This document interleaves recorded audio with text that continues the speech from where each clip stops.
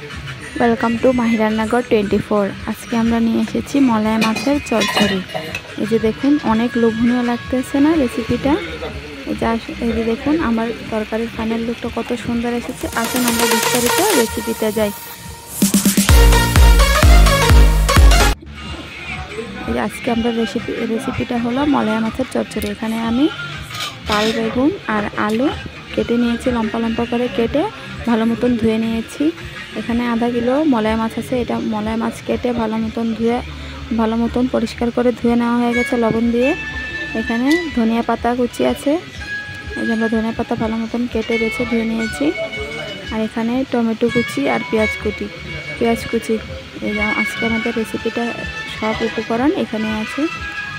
আজকে আমরা রান্না করব চচ্চড়িটা। এটা আমরা লাড়াচাড়া বেশি দিব না, একসাথে মেখে বসাবো। যে আমি ফ্রাই প্যানের মধ্যে এখানে আমি সরিষার তেল নিয়ে নিচ্ছি। এই চচ্চড়ির মধ্যে একটু সরিষার তেলটা একটু বাড়িয়ে দিলে কিন্তু খেতে ভীষণই মজা হয়। এবার আমি এক এক করে সব উপকরণগুলো একসাথে দিয়ে তারপরে আমি হাত দিয়ে ভালো মতন মিক্স করে নেব। এখানে আমি দিয়ে দিচ্ছি পেঁয়াজ কুচি, টমেটো কুচি,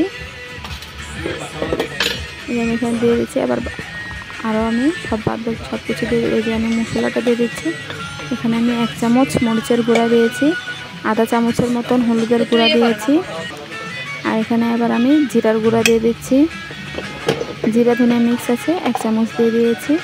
তারপর আমি এখানে রসুন বাটা দিয়ে দিচ্ছি, যে রসুন বাটা 1 চামচ দিয়েছি।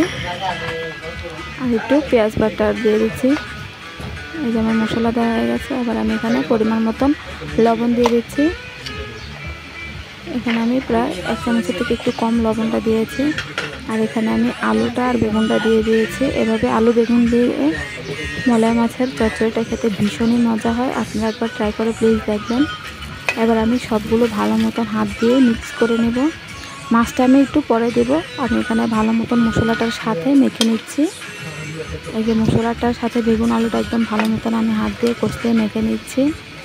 এইভাবে মাখার কারণে কিন্তু তরকারির স্বাদটা বেড়ে যাবে। এই যে আপনারা এভাবে একবার ট্রাই করে দেখবেন, এভাবে খেয়ে দেখবেন গুঁড়া মাছটা কতই মজা লাগে। আর প্লিজ আমাদের পাশে থাকবেন, আমাদের চ্যানেলটাকে সাবস্ক্রাইব করবেন।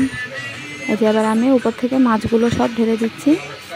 মাছটা দিয়ে এবার আমি আরও একটু ভালো মতন মেখে নেব। আমি হালকা করে মেখছি যাতে মাছটা না ভাঙে। এই যে আমি ভালো মতন মেখে নিচ্ছি।